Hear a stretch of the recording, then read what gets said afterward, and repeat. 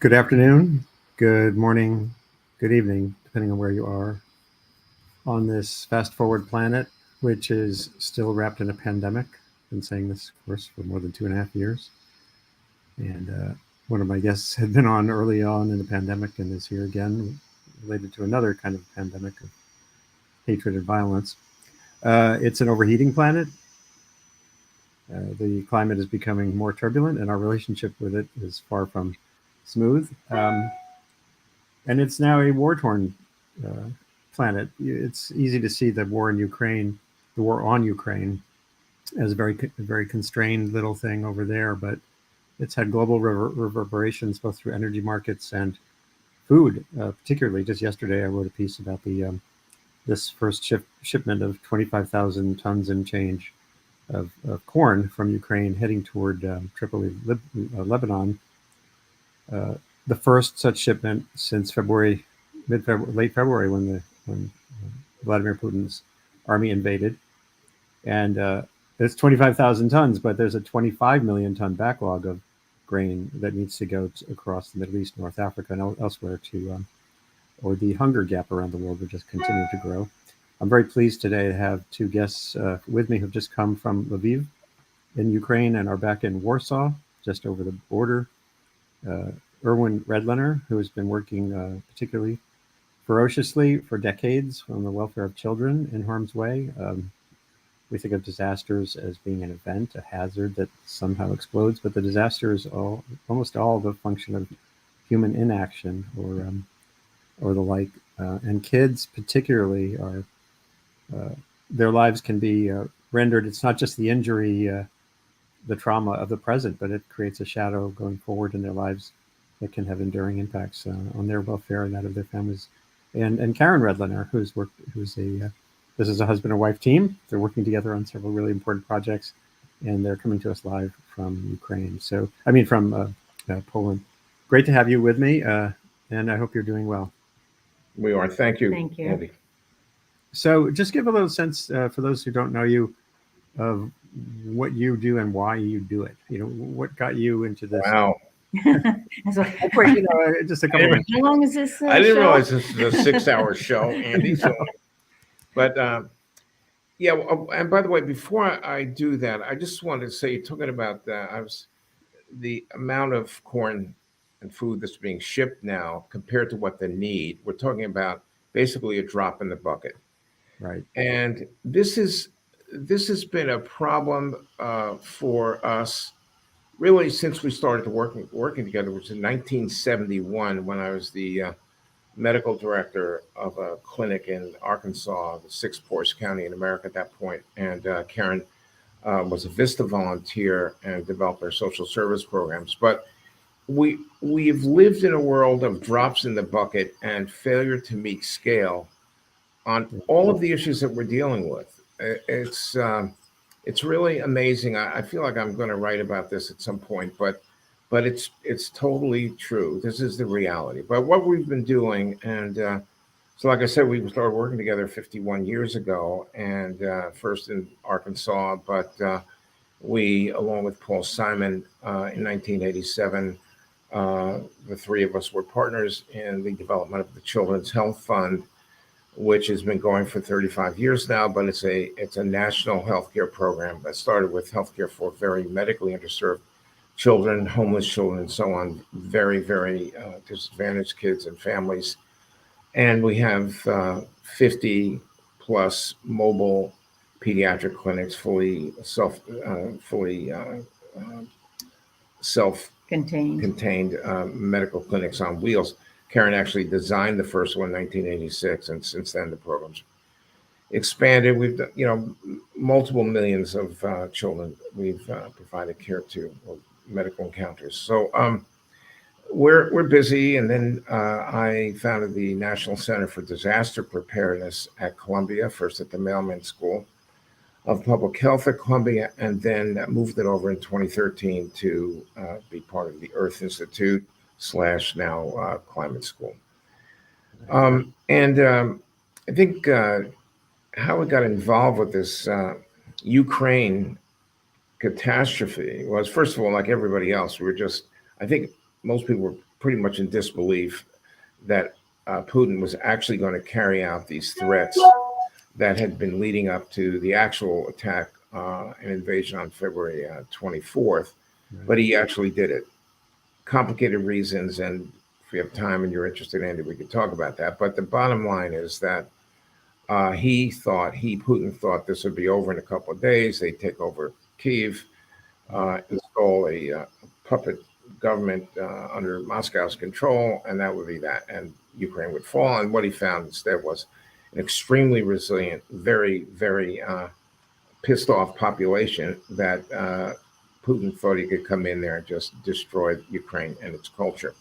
Right. And we got specifically involved in doing something because a person who actually rescued the clinic in Arkansas some years ago, when the Nixon administration was withdrawing support through the Office of Economic Opportunity, who we've been friends with ever since, the iconic singer Joan Baez, called me and said, this was right after the invasion, said she wants to raise money. She's become a very, very talented portrait artist.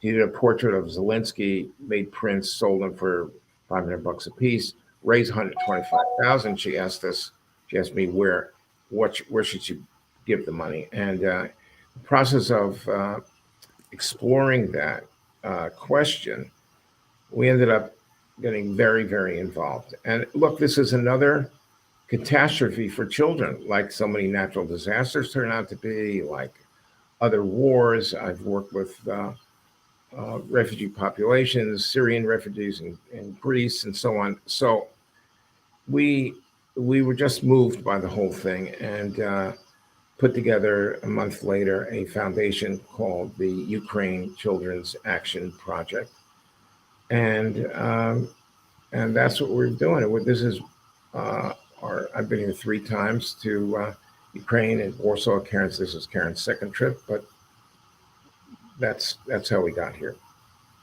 So what's your take on why it's so important to center children when, excuse my expression, the shit is hitting the fan, whether it's after an earthquake, a flood, or in this case, an invasion? So why, say again, so you're asking why is it important to focus on children in these situations?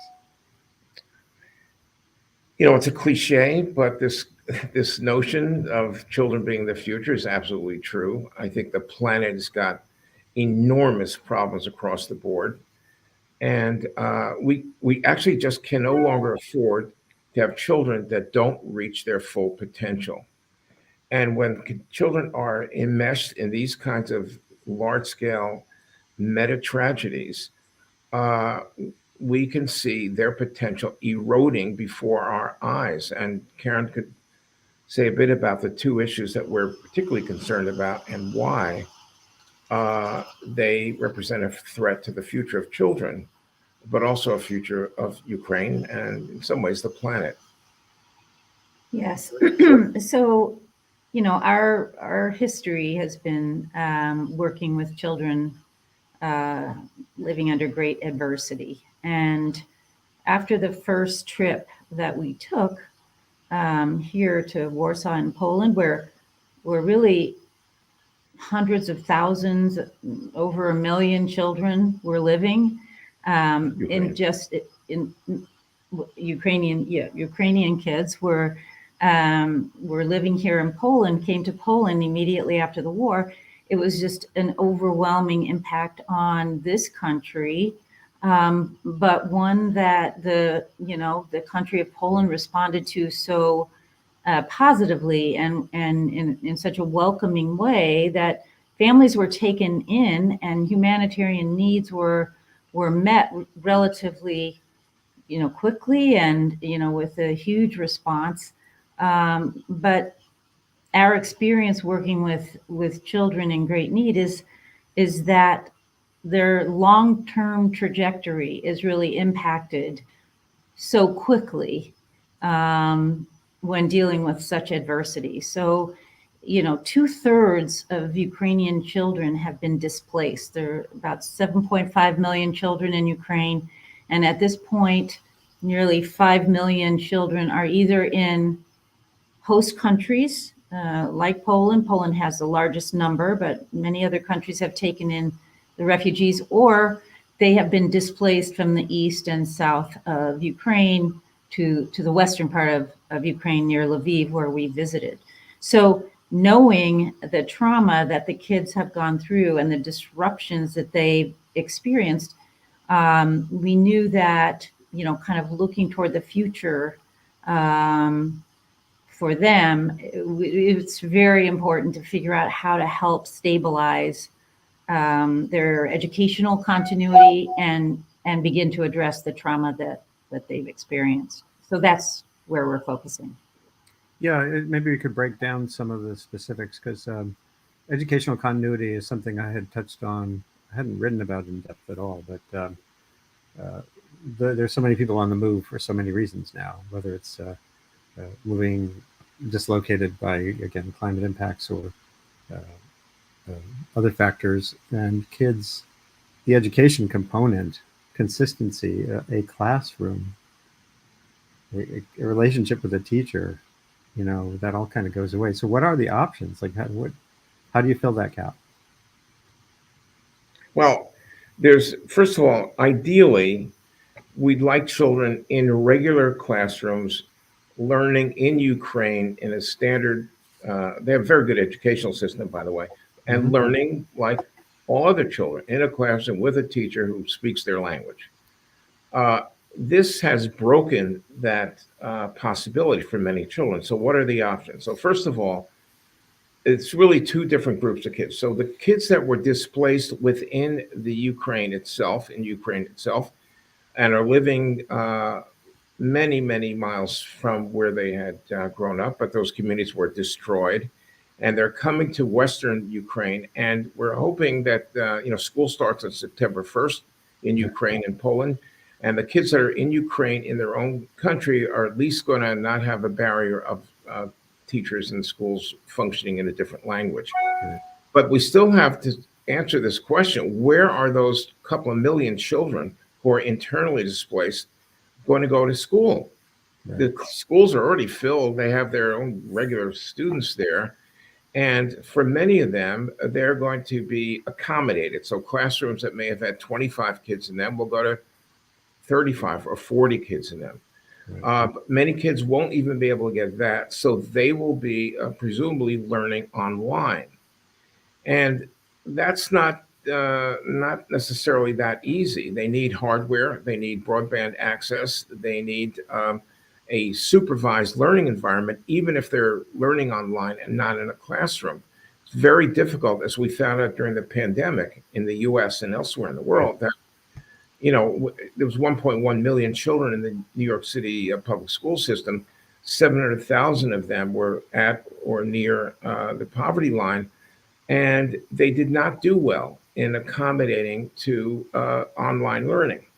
And that is a problem that's going to be faced here as well. And for the kids that were moved out of, displaced to Poland and the other countries, the other host countries, have the additional problem of having significant language barriers. There's a lot of similarities between the Ukrainian and Polish, but the fact of the matter is it's not the same. And kids have to be assimilated in classrooms. They need new social relationships. And they're still, as Karen was saying before, they're still suffering from unspeakable psychological trauma. All of this makes learning in Poland particularly challenging. So this is what we're focusing on. So we're developing, and actually Karen's in the lead on this, developing programs for teachers, how to handle a classroom full of non-Polish speaking children who are experiencing who have experienced severe psychological trauma. And this is what the challenges are. And there's a lot of well-meaning people and very capable, by the way, Polish and Ukrainian agencies and government officials dealing with this. But we're helping them figure out some innovative ways to accomplish this goal of getting the kids back on the educational trajectory. Yeah. The other thing I think we should mention is that when Ukrainian families originally left the country, fled for their safety, and came to host countries, they really didn't know how long they were going to be displaced. They didn't know how long the war was going to last. They there was a certain feeling that they were here on a temporary basis, that they were in a new country on a temporary basis. Right. So, maybe 20% of the children were enrolled in an actual school in Poland, in Warsaw, but the rest of the 80%, tried to find places and ways to learn online, or maybe didn't even go to school. So here we are in the summer, end of summer, and the feeling is that there's more, within a month's time, by September 1st, families will have to make a decision about whether they're going back for school in Ukraine, in the western part of Ukraine, or whether they're staying in the host country. And there's a lot of uncertainty about what the numbers will be relative to that. So schools are knowing that they'll have to accommodate, but not knowing how many, what is the number that will be, the number of children that will be remaining in their cities and in different countries. So there's this, waiting game right now to see how many will enroll in school, what the accommodations will need to be. But just to follow up on what Erwin was saying, our focus is really on in schools on trauma and helping teachers learn more about how trauma shows up in children's behavior, what they can do in a classroom to support that, acknowledge and prevent additional occurrences that are so challenging, and really working with the teachers here in Warsaw and in Lviv to develop an online virtual training program that will be helpful for all teachers working with kids. So there's this part of your project is under the title Future Ready. What's interesting to me, I'd like to hear a little bit more about what that thought thinking is, but building, if there's a positive element here, is there some aspect of creating children who can contribute powerfully to all of our need to be adaptive and resilient and deal with uncertainty? Is there something in the educational design you're working on here that can actually spill forward into and become more normalized? Yeah. So, and actually, we've had a lot of experience with this concept in children we've taken care of over many years now in the United States, children who've lived in severe adversity and extreme poverty and so on. And that is that the goal is to have every child in those situations in the US and every child who's really kind of been so affected by war be able to basically finish school, be ready for the next step, be mentally resilient, educated, and ready to take their place in society. And the program that we had in the States is called Healthy and Ready to Learn. It's the same idea. Let's make sure that kids successfully get through school and become functioning, happy members of their society. To the extent that we're not successful there, we've created a lot of children who end up being liabilities, who need remediation, as opposed to children who at age 18 are ready to go to the university or get jobs or see themselves as part of a recovering Ukraine, which eventually it's going to have to do. And so Future Ready is really very literal, Andy. It means, are these kids going to be ready for the future? And we can't wait till they're 18 for the younger children. That has to start right now. Kids that are not reading at grade level in third grade or fifth grade, it's extremely difficult for them to catch up. Extremely difficult. I don't care where these children are, but it's kind of now or never. And that's what we're trying to also instill, the sense of urgency. And we can't let the kids languish to the extent possible. They got to be ready for the future, which is what that title is about. Yeah, and actually you've just made that also reinforces that first question, I said, "Why? What's the importance of focusing on children?" Because they're Yeah. at this critical developmental stage, all the way through. I think from toddler to teen. Yes. Again, the pandemic had exerted different kinds of trauma on every step from toddler to teen. Exactly. And, I think there's a greater awareness now in the educational system, in the States, and now we're seeing here, in Poland and Ukraine, that children have experienced such stress over the last couple of years because of the pandemic, um, in isolation and detachment from education and normal activities, that teachers, the educational system is really receptive to understanding the need to address the mental health issues that kids bring to the classroom, and knowing that if they don't, I'm here. it's impossible for them to learn. If children are feeling depressed or anxious or, afraid, it's really hard for them to learn. If they're feeling hungry, it's hard for them to learn. If they don't have their glasses, and there are certain, barriers that are very specific to learning, they will not be able to take advantage of the classroom. So the integration of health and education for kids is really important, no matter what country you're in. But it's especially here as we talk about the mental health and traumatic experiences that the Ukrainian kids have had. Yeah. It's urgent. And by the way, Andy, so adults, if they can, I don't want adults to get offended by this, but adults can tolerate a lot of adversity and they'll be just fine. People have survived horrendous situations that lasted years and, recover and do their lives. Children, there's a developmental urgency, which is unavoidable. It's like I said, it's now or never. We can't, wait a few years and then see what happens, because we won't be able to recover that lost time, those lost developmental landmarks, which must be understood and attended to as they come up. I saw kids among Syrian refugees in horrible isolated refugee camps in Greece a few years ago. And, these children, I asked one adorable 10-year-old girl what she wanted to be when she grew up. There's a Syrian kid from Damascus. And she said, "I want to be a doctor." Very smiley and happy child. But she hadn't been to school in 3 years.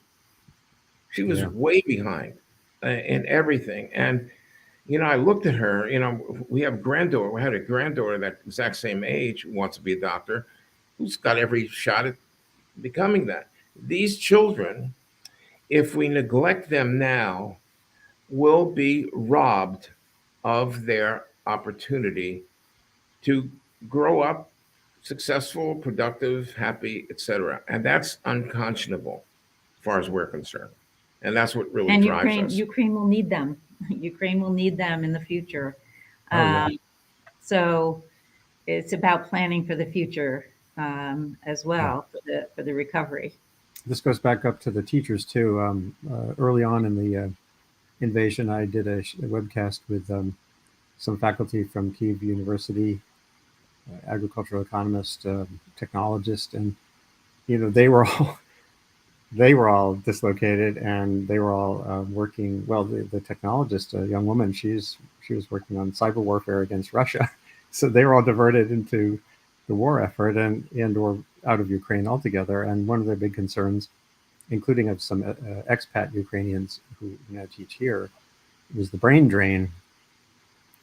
If teachers don't go back as well as the student kids, then Ukraine's even set back further. And by the way, Ukraine teachers make an absurdly low salary. So their incentives to stay at it anyway, just to be able to provide for their families, is very, very challenging, very fragile. And I don't know, what's the average monthly salary? Something like $150. $150. But and the prices are obviously cheaper there and everything. But that's one of the things one of the members of parliament in Ukraine told us was that if we could only even just supplement the salaries of teachers, we would be more secure in keeping that workforce there. But I mean, it's it's so. This is the thing. We've been working a half a century, a little bit more, Hmm. and it seems so easy to forget about children and Yeah. go on to other issues and give lip service. Yeah, children are our future, and blah blah They'll be blah. fine. But meanwhile, the poverty level among children in the U.S. has never been dealt with definitively. With different administrations and different balances, Democrat, Republican, the Congress, it'll go up, it'll go down. People will augment the earned income tax credit. We'll take a lot of kids out of poverty, but that expires, and we're back. And it's something. I've said this to a lot of people. Karen, you can close your ears because you're probably bored hearing me say this, but I used to say to people in Arkansas, I'm 27 years old. I'm a Kennedy Johnson product. And I used to tell people, 10, 15 years, we'll be done with child poverty. Mm. Everybody will have access to health care in America. Yes, this will be patient for a decade. Well, here I am, like at the end of my life, I'm looking at my grown grandchildren and saying, I'm sorry, I don't know what is this a family show? Because I Yes. let me just say we screwed up. I'm a little more graphic with them, and we're leaving this next generation, the people that are coming after us, with problems that we've been stewing for a half a century or more than that. Just as long as we've been working on it. Anyway, Yeah. I'm just venting, and you're the brunt of Okay. it. I'm sorry, Andy. So yeah. No, But no. You know, whether the issue is our treatment of our children, even in a quote unquote developed situation, quote unquote peaceful situation like here in the States, or whether we're trying to figure out how to decarbonize the Earth's, humans' global energy system, or if we're thinking about, well, as you know, disaster risk reduction, which is how many pieces have I done, and how much work have you put into what seems like the no-brainer of investing for prevention and mitigation as opposed to response. Uh, you can get pretty frustrated and angry and emotional about it. So it's okay. Not that we then end with that. So the question then is, okay, recognizing the super wicked scale of these challenges, Yeah. what does the average person do? And I mean, at least on climate, I say the good news about these big problems is every skill set, every vantage point can contribute. They're fractal, absolutely. and the fractal complexity is bad because it's big, but it means everyone can do something. Just a minute ago on Twitter, I was engaged on this in the context of community up pressure to change light bulbs or move to clean buses, electric buses. Jigger Well, Shah. that's what I want to say before. So we just had dinner, as I said, with the deputy chief of staff to the mayor of Warsaw. Mhm. Fantastic guy, as is the mayor. And he was saying that they're switching to electric buses in Warsaw. They have. They They've have already switched. beautiful, Wow. state-of-the-art electric buses. And by the way, it's a very advanced country. Make no Yeah. mistake, Poland is a seriously advanced country. Their costs of the switch to electric and the cost of sustaining the bus fleet is increased by 5, 6, 7 times what it was before they made the switch Over the last year. over the last year because of whatever it costs to produce electricity. I mean, this is the kind And of now, ultimate, now the war. and now the war, the profound game of whack-a-mole that we play with so many of the issues Right. that we have to deal with. And by the way, I would like to say this too, that you know we have said this to the doctors and the Children's Health Fund who are now all over the country. We don't want you to just be practicing medicine and giving out, immunizations and whatever. We want you to become advocates. And this is the other thing about what everyday people can do. First of all, you can get LED light bulbs and you can recycle, and you can do all those things that us individually are capable of doing, no matter who you are. But the other thing is that we have got to vote for people who will do the right thing, who will make the right decisions because of the scale issue. Right. It's the scale issue. I mean, the program that the city of Warsaw, not the country of Poland, city of Warsaw, is initiated, has a 250 million dollar budget for this coming year, Yeah. which they don't particularly have, but they're going to have to come up with it.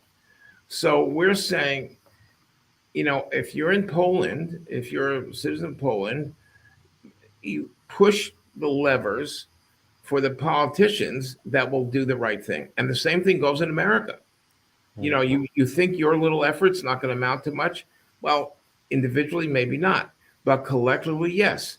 And if you can also get the right politicians in office, we can eliminate assault rifles. We can do a lot more investment in clean energy and ridding carbon-based energy production. So, I mean, if people saw themselves as advocates as well as participants, I think that would be a big step forward, don't you, Andy? I mean, it's like, Oh yeah, and again, I think school buses are a good example of this. Not just municipal buses. Kids can also exert some of that pressure themselves. My wife just retired from working in a group that teaches teachers how to teach sustainability, and none of it's advocacy. It's all about giving kids tools, including air monitors, so they can go to their parking lot and say, "Hey, these buses are spewing PM 2.5 that's hurting all of our health." Yeah. And that Yeah. can then generate some of that force going forward. But what that requires is kids who are functioning in schools. So getting back to the dislocation and the tragedy and trauma in Ukraine, it's they're not able to do that on the path to building a better Ukraine. As you were saying earlier, you're going to need a whole lot Yeah. of that. Yeah. So let's hope for.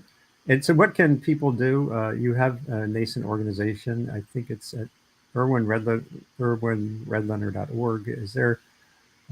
Yeah, we set up an organization called Ukraine Children's Action Project, Right. and we have a website, ukrainecap.org. Oh, okay. And there's more information on that website. There's our proposal in terms of our areas of focus and the cities that we're working with. So that is one place to get more information about the organization and donate if. We're not going to stop the war, Andy, but if people contribute, we might be able to buy those textbooks that the fifth graders need in Ukraine. Right. And we're already setting up, and we're already paying for the development of these training programs for teachers. And there's things that people can do, but we like our organization. There's a lot of accountability here, and we're on this personally. And if people want to help us do our thing, we greatly appreciate it, of course. That's great. Well, I think we'll call. Let's see. And there's a comment that just came in. Maybe a couple here. Let me see. Here, Jeanette Barcelos Kravitz says, "My team is going to Ukraine today through Poland to showcase music and paint murals on bombed out buildings. For years, the Goodness Tour works helping humans feel human again, and in this case, in the face of war." This is really great. I'll follow up with her, and there's a hashtag can you dig it Earth. So that's nice to see. Thank you, Jeanette, for weighing in, and travel safely. There's another comment. Elliot Farley, Jeanette. Oh, he's basically saying yes to Jeanette for what she's doing.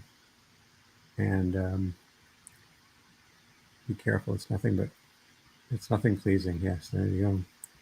So have you run into other groups or other people working similarly? Who else is at this interface other than UNICEF, etc.? Well, yeah. First of all, a lot of the local agencies or government agencies in Ukraine and in Poland they're extremely competent, and they know what's going on. And we're a believer, and I want to say this correctly, in accountable giving for problems like this. Mm-hmm. And one of the problems with the very large organizations, I'm not going to name any of them, is that sometimes they're raising money for the next disaster. Their endowments are big, and it's just we like, and the reason we're here personally is that we want to be the conduit for donations. But I think there are other organizations, like we're giving to an organization called a weird name. It's called the Youth Palace in Warsaw. It's basically a youth support program, after school program, etc. And Michael Keaton, the actor, gave us a grant to send several dozen children, Ukraine children, to Warsaw summer camps where they'll learn Polish, they'll participate in activities, socialize with other kids. It's great. And there are things to be done that can be helped by individual small donations. You don't have to be UNICEF or Save the Children to make a difference. Well, UNICEF is really important in terms of supporting the municipalities. But what we've been able to do is also meet with organizations like the Polish Teachers Union, and to hear from them about the needs that teachers have and the mental health professionals have, because there is quite a limited number of them, especially for the Ukrainian kids, and hear about what their needs are, and respond directly to them. So that's the kind of input that we're able to get, working with sort of the local agencies and on coordinating committees for education and mental health that give us that kind of insight, so we can direct our resources there. That said, by the way, I should note that Karen is actually on the UNICEF organized education working group that UNICEF has put together involving a number of organizations, where she gets to weigh in on the things that we think matter. That's just great. Well, let me just close by pulling up your website one more time here. Hold on. And if you had any last thoughts about, what are you doing next? You're heading back to the States Tomorrow, actually. And I think, but one of the things that Erwin is doing is trying to keep the issue in the public eye in the U.S. Through like help like this with you. Man's best friend is with you, I presume. Yes. And other opportunities, other appearances on television and radio, et cetera, written. And podcasts. And so this is really helpful to just, what folks in Poland and Ukraine are really afraid about is kind of losing the public attention to the needs that are going on here. And so this is one way that, we can contribute with partners like you. Karen, what was that shortcut, the new website you just mentioned? One more time. Ukraine. It's Ukraine CAP. Same for Children's Action Project, Ukraine CAP.org. Good. I'm going to share that in the chat because someone is asking for it. Obviously, you see it, Andy? I'm putting it right into the comment space there. So okay, great. So everybody out there, and by the way, this will be archived right away when we're done. So on YouTube, Facebook, Twitter, LinkedIn, this video can be shared right away. There's this website, ukrainecap.org, is the place to learn more and to help out. Well, thanks again, Erwin and Karen Redlener. Be safe on your travels. You're doing great work. Thank you. Thanks, Andy. Push these balls up these hills. Yeah. Someday the hill will be less steep, and there's. I think too many people think of sustainability as an outcome, like you get someplace and then you just chill out and have a drink by the edge of the lake. And it's when I was at National Geographic Society, they were toying with having a mission statement about a planet in balance. And I think the idea, everyone has in their head, oh, balance is great. Again, it's sort of a relaxed state. But to me, balance is more like hot yoga, which I don't really do. It takes a lot of work. So, there's a divine and a felonious aspect to human nature, and it takes a lot of work. So thanks for the work you put into it. And everyone out there, please do share this when we're done with friends and neighbors. I'll write about it on my revkin.bulletin.com dispatch, and it's late in Warsaw, so we are done. Thank you again for. Thanks so much, Andy. Thanks, Thanks for Andy. having us. Take care. Take care. Bye-bye.